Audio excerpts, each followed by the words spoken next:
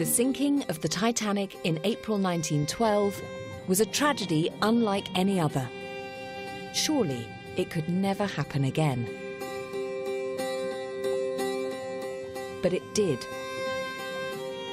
Because incredibly, Titanic had a near identical sister who suffered an almost identical fate.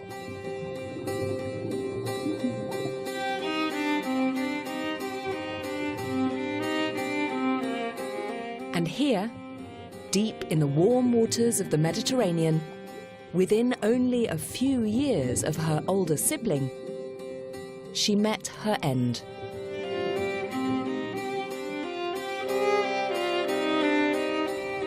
Her name was Britannic. She was Britain's biggest ship.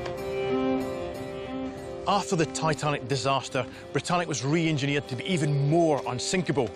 And yet, on the 21st of November 1916, she sank in just 55 minutes, 3 times faster than Titanic. I'll be speaking to the descendants of survivors who we've tracked down for the very first time. Using rarely seen and unpublished diaries and letters of captain and crew, we'll recreate what it was like for Britannic's survivors to have 1 hour to fight for their lives. And we'll discover how Britannic's victims died horribly and avoidably. Tonight, we'll be piecing together what happened in that 55 minutes.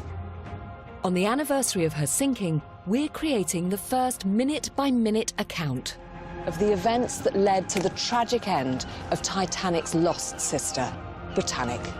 Britain's mightiest ship of World War I.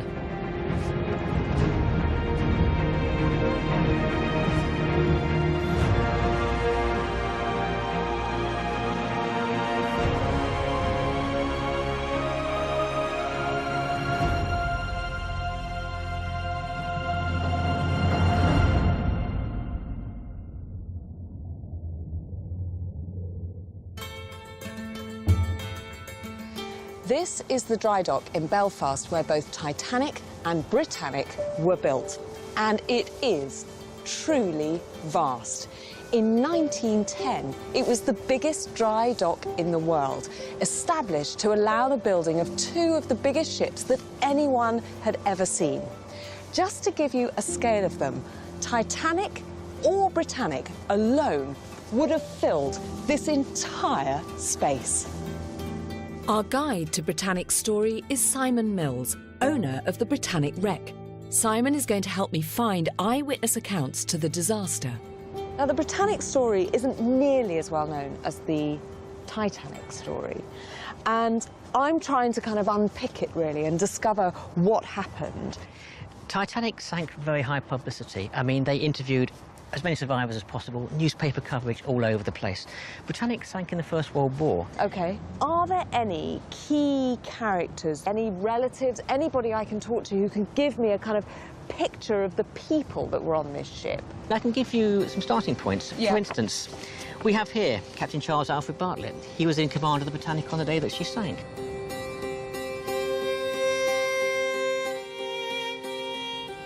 Archie Jewell, who was also on the Titanic. Actually, one of Titanic's lookouts, believe it or not. Violet Jessop, very experienced White Star Line stewardess. Oh, she's beautiful, isn't she? She is indeed, yeah. Anyone else that would be able to shed any more light on what it might have been like that day? Sheila Macbeth, nurse, kept a very detailed diary. One of the big challenges, I mean, you know this as a historian, is to hear the voices of people who weren't educated, the people who were, I don't know, right in the bowels, at the coalface, doing the work, but not necessarily ever recorded. There's the story of an Antrim seaman, we believe, who was actually on the Britannic. He tells a very, very dramatic story down in the engine room. But he was from Ulster. He was an Ulsterman. Can you also give me a sense of what the ship was doing? Was this a sort of, to all intents and purposes, an ordinary day? pretty routine, yeah. I mean, Britannic was a very, very safe posting. She was a hospital ship. She was, in theory, inviolable, could not be attacked. Yep. It was beautiful, calm, clear weather. There was nothing unusual about what was going on. They'd all been sitting down to breakfast, and suddenly the world collapsed. So all is smooth sailing aboard His Majesty's hospital ship Britannic. Everyone and everything is in order. The day before, we'd worked like factory hands, tying up all the kits ready for the next day, so that we might rest the day before the patients came on board. What a day of rest that was.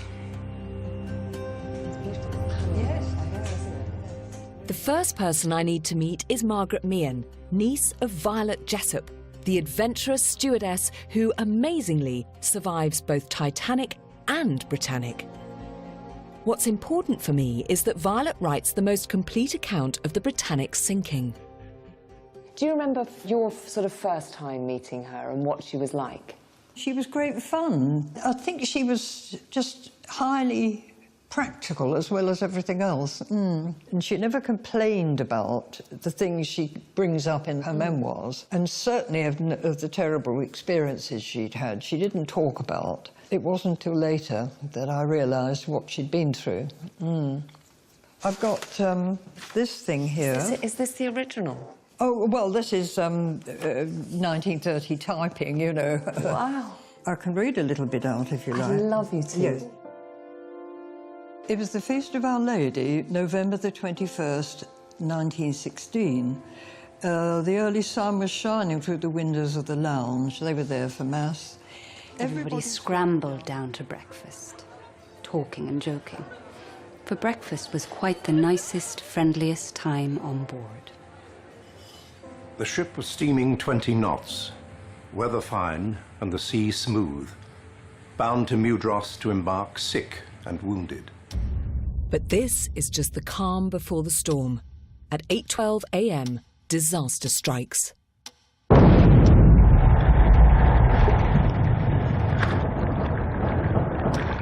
The Britannic and her crew now have just 55 minutes left.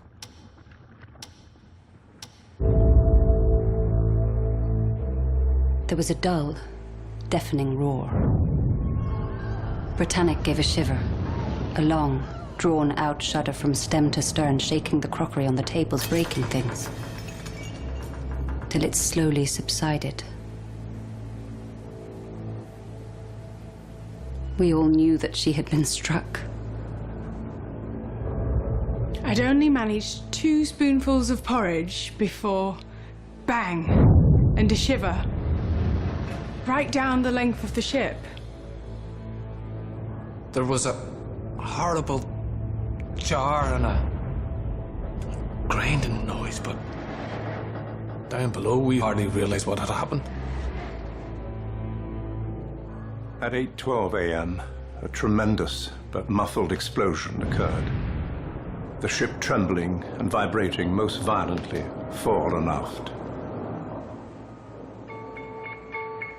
Britannic has taken a hit on her lowest deck, ahead of her boiler rooms. But surprisingly, no one on board is particularly worried. That's because when Britannic's more famous sister, Titanic, sank, Britannic was still being built in Belfast. Shipbuilders Harland and Wolff need to avoid another disaster. They give Britannic a second hull, watertight engine rooms, and plenty of lifeboats. Britannic really is the world's most unsinkable ship. As World War I broke out, the British government decided that sturdy, safe Britannic would make a terrific hospital ship. Sailing peacefully from Southampton via Naples to Greece, Britannic is in fact on her 5th mission. She'd already brought over 12,000 wounded British soldiers safely home. Now, in the wake of the Gallipoli disaster, she's off to collect another boatload.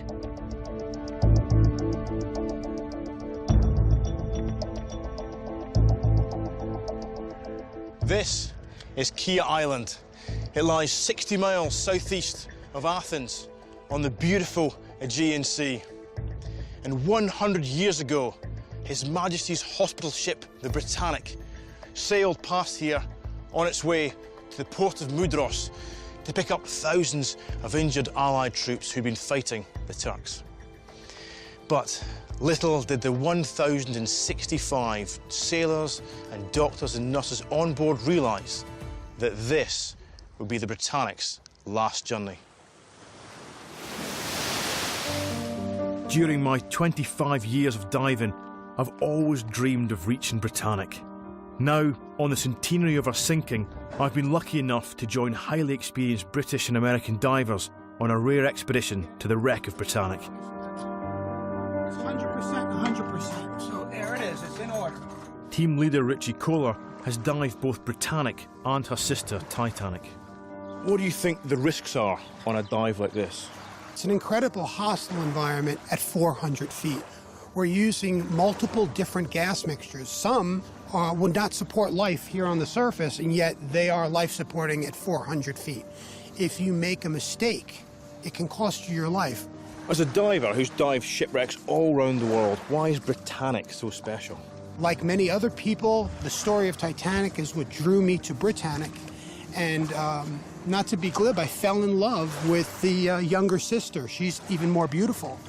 When you look at Titanic, it's dark, it's gloomy, it's broken apart, it's in pieces. When you look at Britannic, she's in beautiful, clear water, surrounded by life.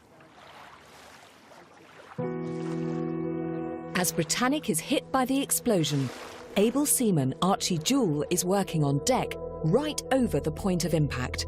Archie also survived Titanic. I'm meeting his great-great-niece, Tamsin Jewell. So he was on the Titanic first? He was, yes. He was on the Titanic as a lookout. So was he responsible for the Titanic hitting the iceberg? He was a lookout, yes, but not the lookout. Right. He was actually in bed, and it was the sound of the impact that woke him. Right. When you look at the photo of him here, you know, he looks very formal, he looks very, I don't know, composed. But presumably he must have been hugely upset, hugely traumatised by the experiences that he went through. There was plenty of times he describes openly weeping when he's reminiscing about the things that he saw. And I would imagine even though he had a relatively short-lived life, it was something that stayed with him the whole time. So do we know his role in the story of Britannic? We do. Archie wrote a very detailed letter about what happened on the morning where it happened on the ship and in the days and the weeks that followed on his journey. He's quite descriptive in his letter. There's one part that always sort of stands out, and that's the part where he says, "But thank God I am not dead." That was the nearest to death that I've ever been. I was working right close to where she was struck. Sort of water coming in, smell of powder. Before I knew where I was, this man came rushing out of a cabin door right where she was struck and ran into me. Struck me with his head just above my eye, so I was blood all over. I ran up to the boat deck. And then someone tied up my eye. So I was like old Nelson. Only one eye. Archie was incredibly lucky. The first piece of evidence I want to see is the site of the explosion that set Britannic on the path to disaster. But I'm going to need some high-tech help to reach the wreck. Our base at sea will be the extraordinary Russian ship, the U-boat Navigator. It's been designed specifically to support underwater exploration. Nearly 3 miles offshore, we spot the wreck on sonar.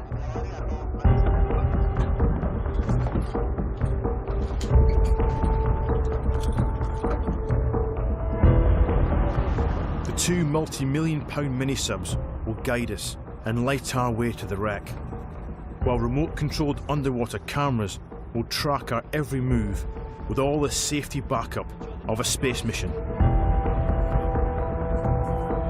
There is no clear single reason why Britannic was lost, just a series of clues which I want to see for myself. So I've plotted an exploration path that will take me from the bow, where the explosion hit, up to the captain's bridge, deep down to the boiler room corridor, and finally to the mighty propellers at the back. Each of these points on the ship will help me understand what led to Britannic's end. Ready? Let's go.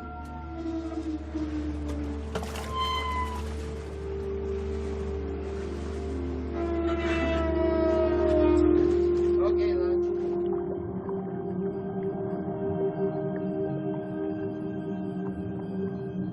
Everything changes as we leave the world of air and enter the ocean.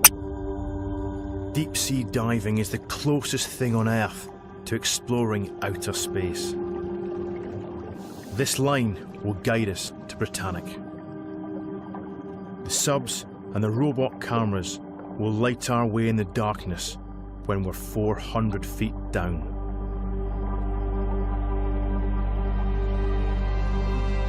And then, out of the gloom, she appears. Britannic.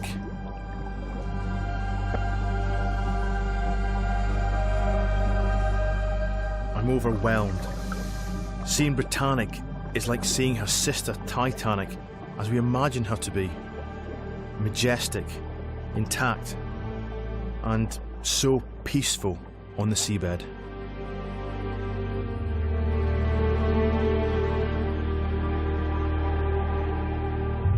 I'm meeting Jonathan Mitchell, grandson of nurse Sheila Macbeth. Sheila's testimony will tell me how the crew reacted to the explosion. Did you ever get a sense of the sort of woman that Sheila was before you were born? She was a strong-minded, strong-willed woman, like many of her family. And she'd also, of course, have been driven in a way that everybody was in those days by patriotism and a feeling that you ought to do your bit. Right. What sort of age is she at this point?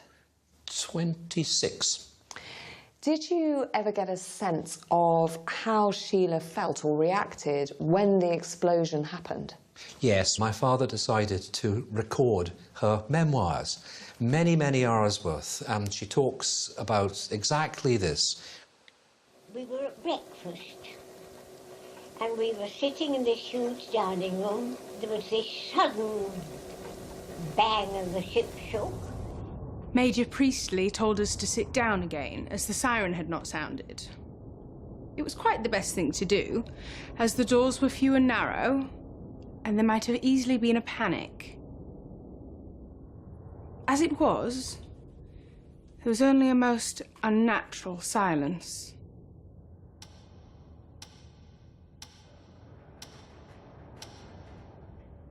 The engines were going full speed at the time, but they were stopped and everyone was ordered to stand by.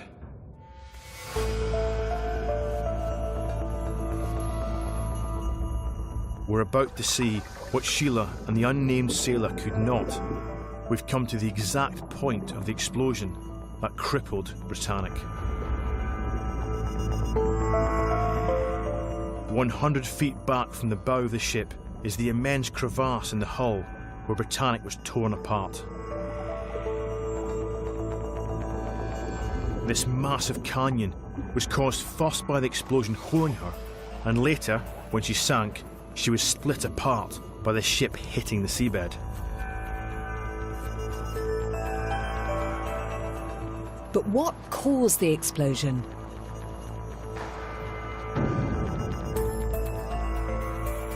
The British press claim the Germans have torpedoed a defenceless British hospital ship against all rules of war. But is this view credible? At that particular stage of the war, the Germans were not targeting hospital ships, and so it's unlikely. But, you know, presumably mistakes are made, or presumably not everybody follows the rules. I mean, this is a war, after all. Yeah. The German commanders at this stage were under increasing pressure not to antagonise America. Right. So the The potential consequences for a commander who made a mistake could be quite heavy.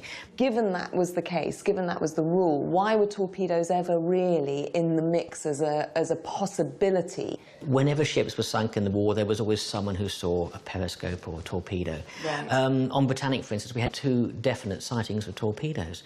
The problem is that one person saw the torpedo at the front of the ship on the starboard side, and the other person saw it on the back of the ship on the port side. So it was one of these situations whereby people see things, but they're not really quite sure what they see. Right. So, if indeed it was a mine, do we know that that area of the sea had been mined? We do, as it happens. This is a gentleman here. Captain Lieutenant Gustav Sees. He was the commander of the German submarine U-73. She was a mine-laying submarine. Right. 3 weeks before Britannic hit the mine, he laid mines in the exact same waters where she went down. So you're saying it was a mine, not a torpedo? Absolutely. Categorically? Categorically. Bottom line, wrong place, wrong time. My first impression was that we had struck a mine and would probably be safe. Captain Charles Bartlett is responsible for the safety of the 1,065 souls on board. He has 33 years' experience at sea, so Britannic's crew should be safe. His grandnephew, Richard Ellis, might be able to help me judge the captain's character and competence, thanks to stories passed down from his father. Did your father give you any idea of what sort of man he was? Well, he was quite a large man. 17 stone. Wow. So he's a big man. Yeah. He was renowned for his caution. He was a cautious captain. But also, you know, a man in command, a man, if you were in his presence, you knew that he was in command, he was in control. So what was his route up to becoming captain of the Britannic? He joined the White Star Line. He worked his way up the ranks very quickly. He captained some of their largest ships. He then came on shore, he was Marine Superintendent, and in fact he oversaw the sort of final fitting out and the crewing of the Titanic. Oh, really? So he knew these big ships enormously well. So given his experience, you know, the fact that he actually oversaw the kind of final fitting and crewing of the Titanic, surely it would have made sense if he'd been the captain. Well, I think if the timing was just very slightly different, then, you know, a few months later, he almost certainly would have been captain of the Titanic. And, you know, with his cautious approach, you know, the Titanic disaster would never have happened, and that's what the wags would tell you. And when the Britannic was struck, do you know, does history recall how Captain Bartlett reacted, what he did? He was off duty, but he raced up to the bridge. He did what was needed to be done. SOS. Have struck mine off Port Nicola, Kia Island.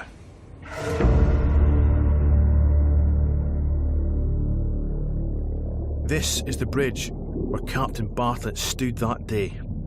Incredibly, the tiles are still on the floor from where the ship was steered. Though it's becoming a man-made reef, if you look carefully, you can see the steering gear underneath. And if you rub a little, you can still find the glass of the telegraph that Captain Bartlett used to send orders to the engine room. But time has taken its toll. It's only thanks to the wood and walls rotting away that the most astonishingly intimate relic has been revealed. Captain Bartlett's bathtub. He was the last man to sit in it, and the plug is still in. One story goes that he'd been in his tub when the explosion sent him running in his pyjamas to the bridge.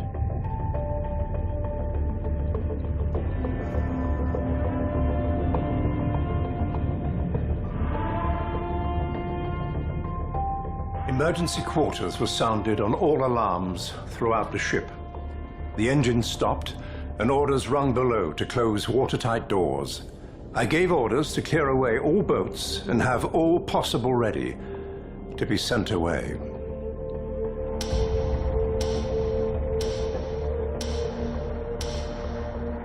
As one man, the whole of the saloon rose from their seats.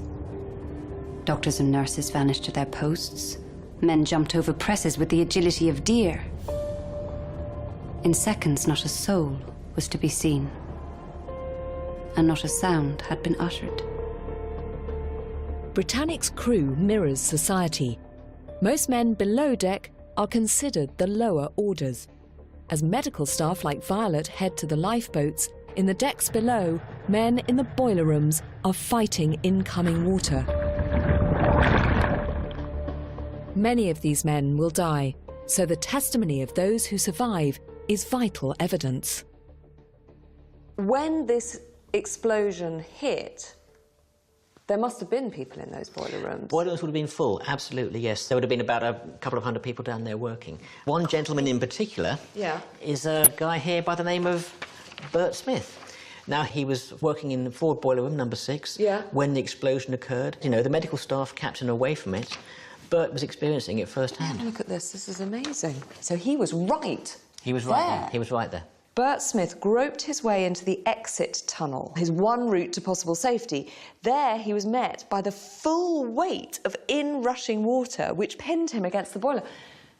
So the explosion had happened, and that water was then being effectively funneled down that exit. Absolutely, huge that damage. Corridor. Yeah, like a tidal wave, all coming in one direction, right up against Bert. Grabbing a handrail, he was swept almost upside down in the salty torrent. Then, somehow, he managed to scramble up a 90-foot staircase to the boat deck. It's an amazing story. He was a very lucky man. Wasn't, well, sort of. So Bert and these people down below knew exactly what was happening and would have had a very, very good sense of the very real danger this ship was in, whereas the nurses and Captain Bartlett, way up in the sort of posh bits, wouldn't have known at all. But it's only the upstairs staff like Violet who can tell me how well the captain is managing. And let's not forget, Violet's already been through this on Titanic. This time, though, she wants to be a bit better prepared. I sorted out things to take, the things I treasured the most. There was my prayer book and my toothbrush. Ned's ring and my clock, of course. Incredibly, that clock has outlasted both Violet and Britannic. Is this the clock? Yeah. What an extraordinary keepsake. I can't believe she had the presence of mind when the ship is going down to go down to her cabin and fill her pockets. But it sounds like that's quite typical of her character. Would you say so? Yes, I think it is. And also, her brothers had told her, don't forget your toothbrush. I stuffed all sorts of things into my pockets. Even a roll from the breakfast table. Up on the bridge, Captain Bartlett has no idea how much water has come in. Britannic's watertight boiler rooms should prevent her taking on water. But she's sinking, and fast. 3 miles from Key Island, he decides he must beat the ship. Steering gear appeared to have failed, so I turned the ship to port to head for land by the engines. But as Britannic pushes towards shore, she continues to sink. The forward holds filled up rapidly, and water was reported in numbers 5 and 6 boiler rooms. But why? Bartlett has ordered the watertight doors to the boiler rooms shut. No more seawater should get in. But stoker Bert Mills has told us that water is flooding through the boiler room corridors. Could the explanation lie right here, inside the corridor to the boiler rooms? But I can't go in. It's so frustrating.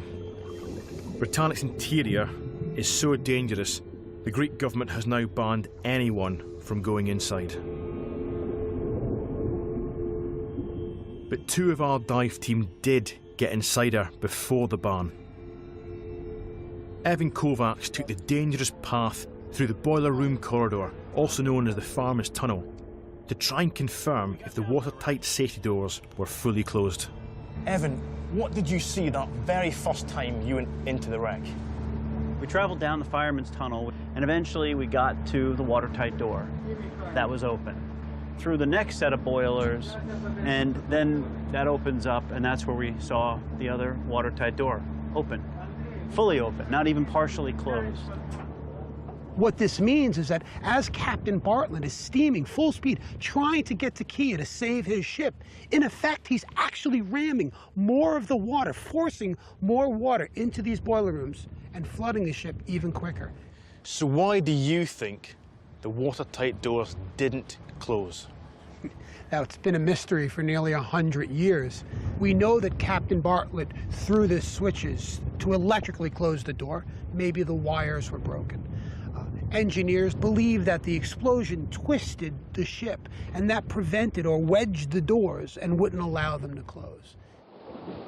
So, maybe it was a technical error, but Ritchie suspects the all-too-human behaviour of the boiler room workers. These men were not trained sailors. They were referred to as the Black Gang, and you would have stokers and firemen, trimmers, and people that just had to work in an incredibly unforgiving environment. I mean, can you imagine, Andy, being at the very bottom of the ship with the lights flickering and a gush of water coming in through that fireman's tunnel, and you have seconds to make decisions? Am I going to sit here and try to monkey around with this door, or am I going to run for my life?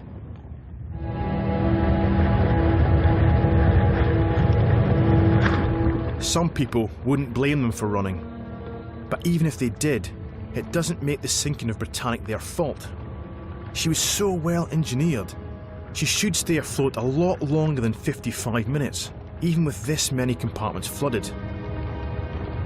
Nurse Sheila Macbeth's family point the finger far higher up the social ladder, towards one of the ship's doctors. Somebody had opened all the portholes on both sides of the ship so as to ventilate the wards in which there were in fact no patients requiring ventilation. Now, who this doctor was who had given these orders, nobody by now will ever know. Nobody has ever come forward and said it was me. But we have it, it happened, and it shouldn't. The ship should have been unsinkable. It should have beached on the island of Sia with no casualties whatsoever. We didn't get any inrush of water where we were. That seemed to be in the forward part of the ship. As the list grew worse, we knew what was happening. The unknown sailor knew one thing for sure. Despite the claims that this ship, like her sister, could never sink, a terrible domino effect was now in play that would pull Britannic down. No one on board imagined she'd go down as quickly as she did. With the doors open, water rushed down the farmer's passage and flooded Boiler Room 6. From there, it spread through another set of open doors into Boiler Room 5, and now the whole forward part of the ship is flooded. And as the ship sank, it was listing to starboard. And with water rushing through the portholes and E-deck, the ship's fate was sealed. But why will Britannic suffer such terrible loss of life? Unlike her sister Titanic, there are plenty of lifeboats, and by 8:36 a.m., most of the crew are up on deck, ready to board them. We were kept hanging over the side of the boat for a long while, as the vice captain, who was looking after the lowering of the boats, had to dash off in the middle to call back some 14 or 15 firemen who'd gone off from the poop deck in a boat that should have held about 84 persons. No lifeboat should be released without the captain's orders, but Sheila sees some of the boiler room gang jump into a boat and set off early. They were desperate to get away, but of course they were the masters of their own fate because the abandoned ship command had not been given. Frankly, you would have expected officers to have stopped it, but clearly they were unable to prevent these men sort of grabbing the boats, if you like, and going. Meanwhile, Captain Bartlett is trying to save Britannic by driving her hard towards Kia Island. He has no idea several dozen of the crew have already launched their lifeboats. He would never have expected anyone to be in the water, because he had not given the abandoned ship command, and he is the only person as captain who could do that. He had the right to expect that nobody would be in the water. They should not have been there. There's a couple of things that I want clarified. The first is that I thought lifeboats could only be released from a ship on the orders of a captain. Yes, that's right. So how on earth could Captain Bartlett be unaware that there were lifeboats in the water? The initial order after the explosion was to uncover the boats, to fill them, and to lower them over the side. No order was actually given to release the boats. So how did they end up being released without his authority? It could have been part of the chaos, the confusion that was going on. We do know that a couple of boats actually went away off the stern without permission, had to be called back. It depended where your officers were. A degree of control was lost in places. People were in a panic? May have been in panic, yeah. And what state was the ship in at this time? At this stage, very serious. She's increasingly listing to starboard on the right-hand side. As she moves forward, she's flooding so fast in the bow that the stern is now beginning to rise up. As a result, the poor propeller is now working above the surface.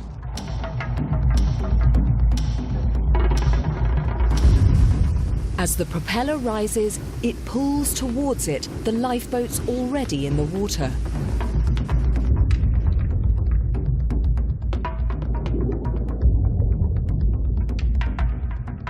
I'm now approaching that very propeller. 23 feet of enormous spinning power.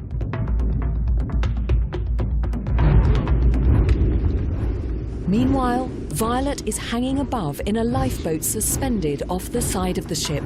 She can see the propellers turning. Just at that moment, a lifeboat caught my eye. It had been lowered safely to the water, but then drifted with sudden impetus, resisting the efforts of skilled oarsmen, right into those cruel, swirling blades. It was cutting the poor fellows to pieces. His legs and arms and bodies flying everywhere. What made it so bad, the blades, they were half out the water, so they were coming down right on the boat. Eyes were looking with horror at the debris.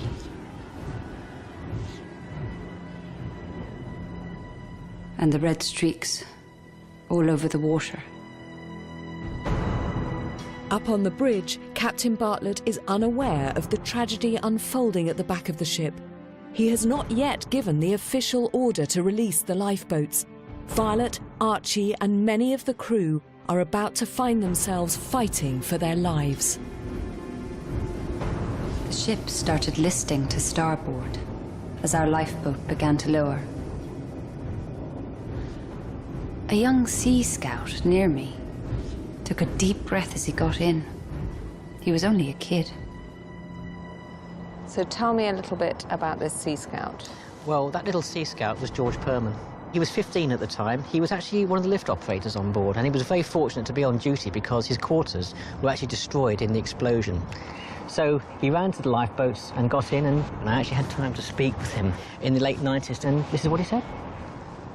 I made my way to the top deck, and on my way to my lifeboat, I was given this life belt, then lowered into the water. His first shock came as our lifeboat, hooking itself onto an open porthole, tilted us. Then, righting itself again, started gliding rapidly down, making a terrible impact upon the water. After we touched the water, I turned around to see how my small friend had taken the impact, only to find him halfway up the ship's sides, still attached to the rope. Violet was beckoning him to come into the sea before it was too late, so he lowered himself down into the water. Nothing worse really than really bad burns in his hands, but George was very psychologically scarred for the rest of his life. He saw the red blood being flecked against the side of the white ship, and they always thought that George's family, although they were quite tall people, George never really grew very much, and they believed that his growth had been stunted by the shock of what he saw. So George is in this red, blood-filled water. I mean, it's unimaginable what that must have been like. Violet, she's still in the lifeboat, is she? She's still in the lifeboat. She's surrounded by this scene of complete carnage, you know, blood everywhere, hacked bodies in the water. Must have been very traumatic for her. In Violet's lifeboat, it's every man for himself. Deciding they have more chance trying to swim for it, one by one her companions dive into the water.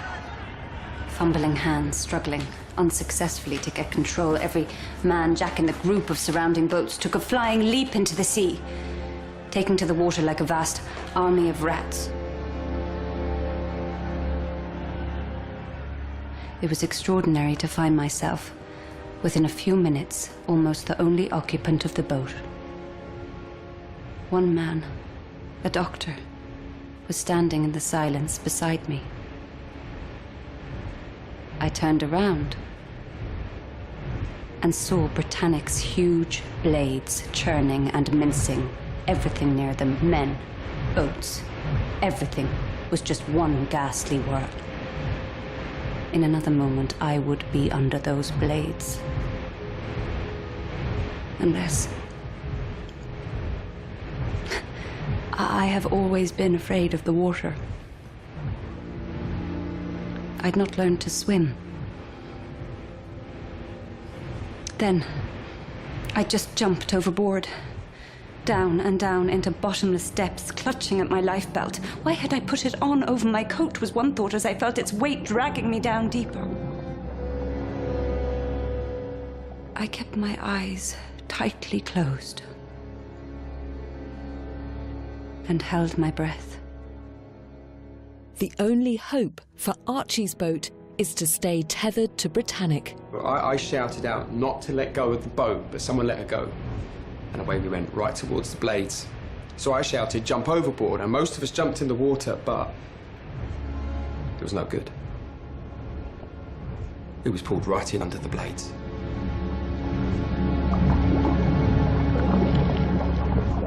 Violet is now trapped beneath the shattered lifeboat, surrounded by dismembered body parts. I felt myself rising and my head came into violent contact with something solid. Something that prevented me from reaching the surface. There was another terrific crash above me, and something struck the back of my head. My brain shook. Panic seized me, and I groped blindly in that water. There was a thundering center of noise. Suddenly, I touched something. An arm that moved as mine moved. My fingers gripped it like a vice, until my almost senseless head remembered that it is said that people drowning retain their hold after death, bringing death to another.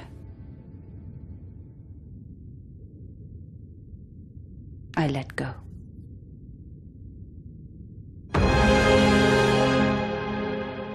As Violet disappears underwater, Archie is pulled under the propeller. Archie could hear the blades swirling above him, and he goes on to write, "The last thing I heard was the blades hit the boat, and I closed my eyes and said goodbye to this world." But I was struck by a big piece of the boat and I went under the blades. And I was going around like a top. And when I came up again, I came up under some wreckage. And I couldn't get clear. And everything was going black to me when someone on top who was struggling pushed the wreckage away and I came up just in time. I was almost done for. There was water coming out of my nose and my mouth.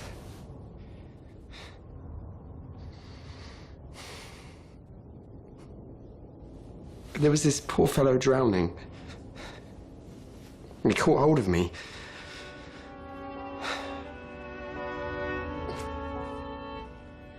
But I had to shrug him off. So the poor fellow went under. I was sinking. My life belt was not sufficient to support me. I saw another floating by, so I grabbed at it. At last I had something to hold on to. And just in time, Violet bursts upwards. The first thing my eyes beheld was a head near me. A head split open like a sheep's head, served by the butcher. All around were limbs, wrenched out as if some giant had torn them in his rage. The dead floated by so peacefully. There were men coming up, only to go down again for the last time. A look of frightful horror on their faces.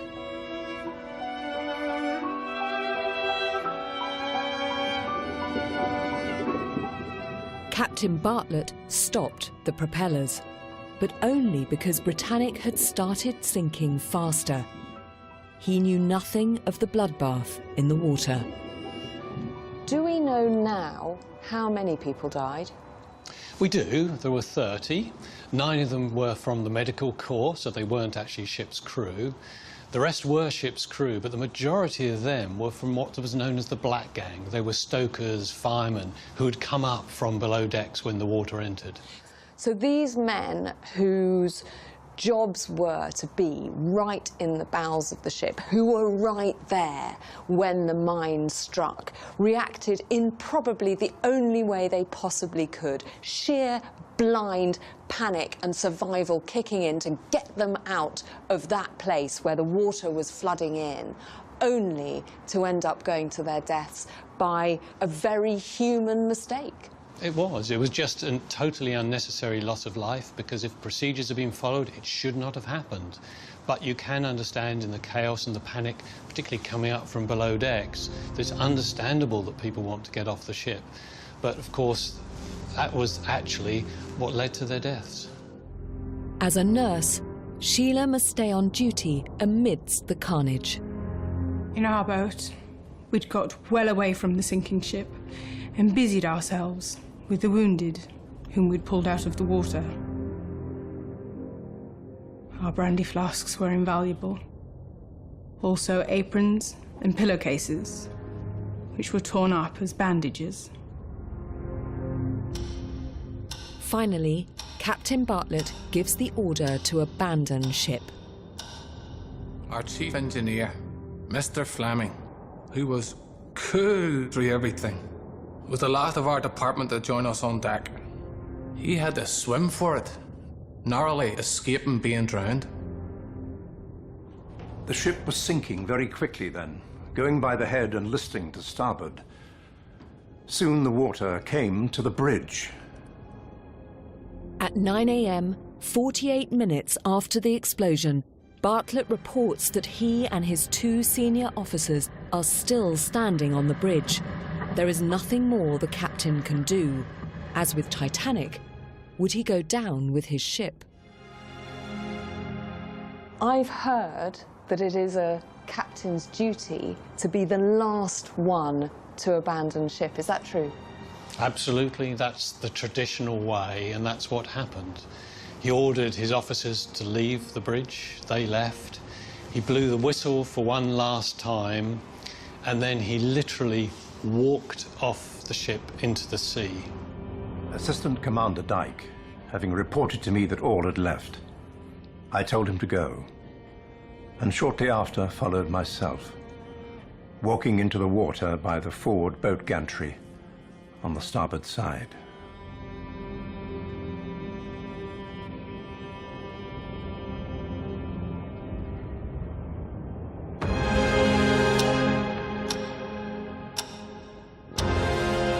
Moments later, the bridge was underwater, with sirens wailing and gurgling. Britannic sank bow first.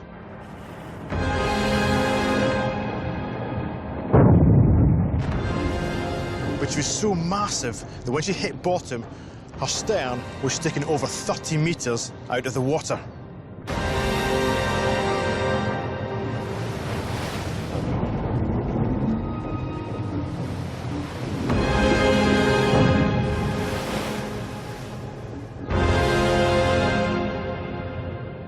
final roar, she disappeared into the depths. The noise of her going resounding through the water with undreamt of violence.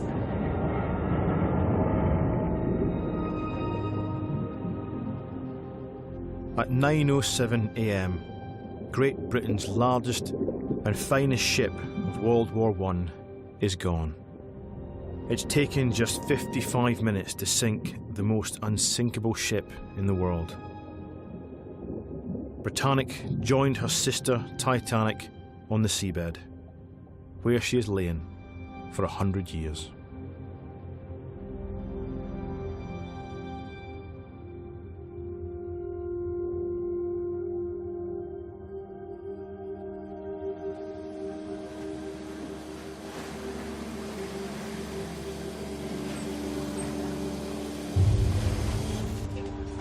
Forward. Okay, you must. Right.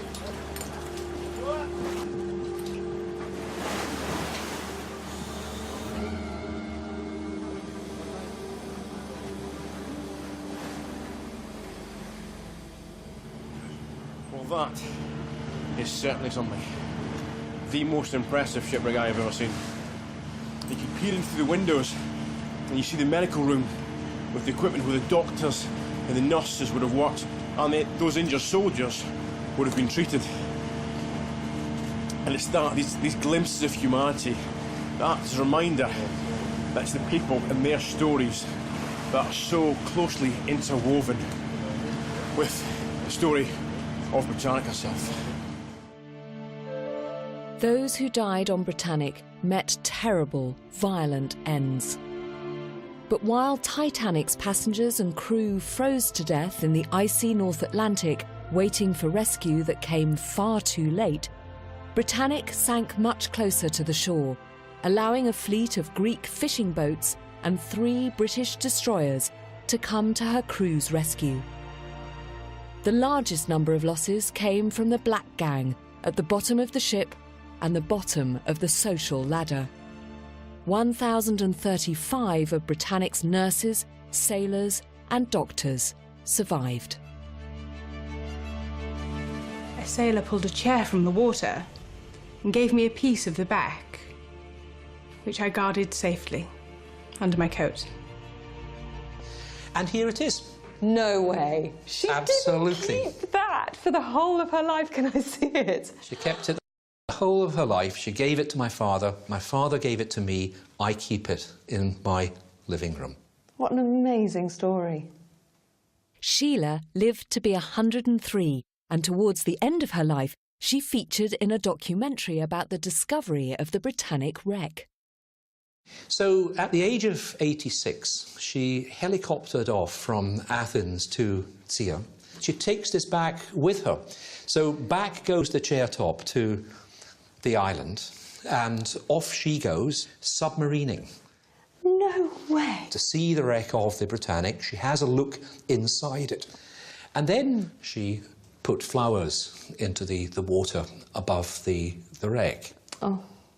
And then, of course, a few years later, James Cameron directed Titanic. That's right. And you'll remember the instance there of Rose. Yes. Throwing the flowers. Older lady. Absolutely. Whose story is being told. So we always say in our family that Rose was built as a character upon my grandmother.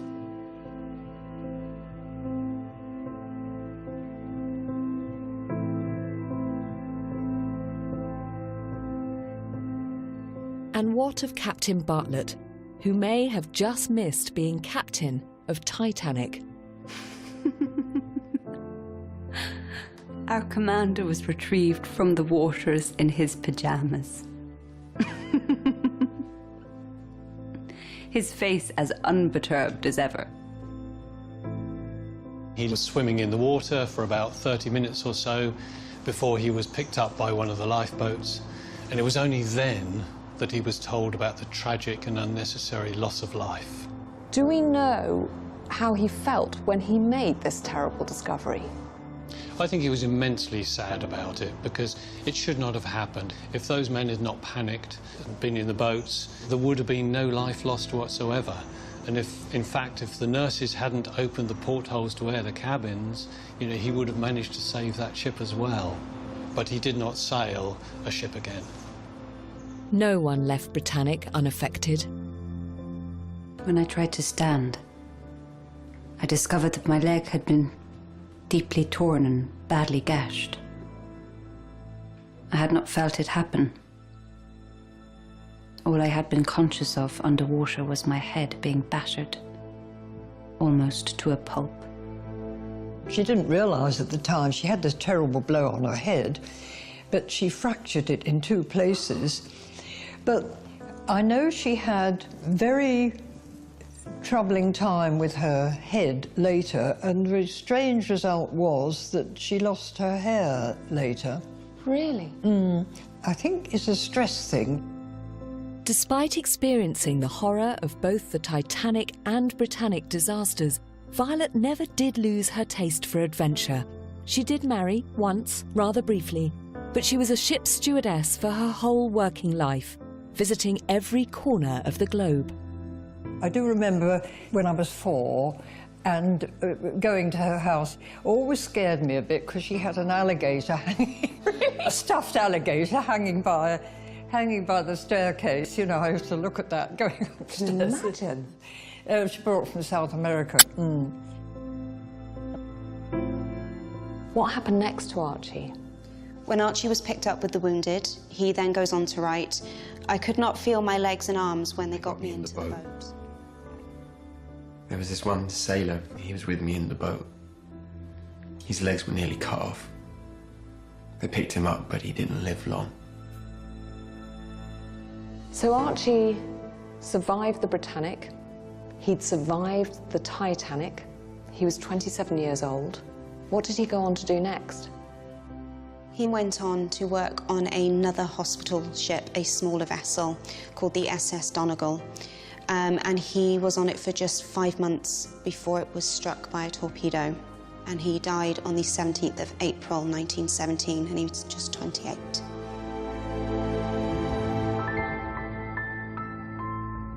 As for the unnamed seaman from Ulster, we have no trace of what happened to him after the sinking.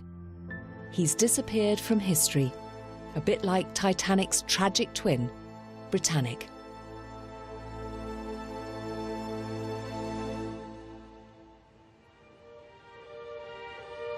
Well, we've listened to the testimonies of our witnesses, we've amassed the evidence, and it seems that Britannic sank because of bad luck and human error. And the people who lost their lives alongside her did so because in their desperation to survive, they made a decision with fatal consequences. But there's one other puzzling factor. Why has a story as dramatic as this remained unknown for so long? Well, think about the timing. It was 100 years ago. The tragedy of the Britannic was just one more in the monumental tragedy that was World War I.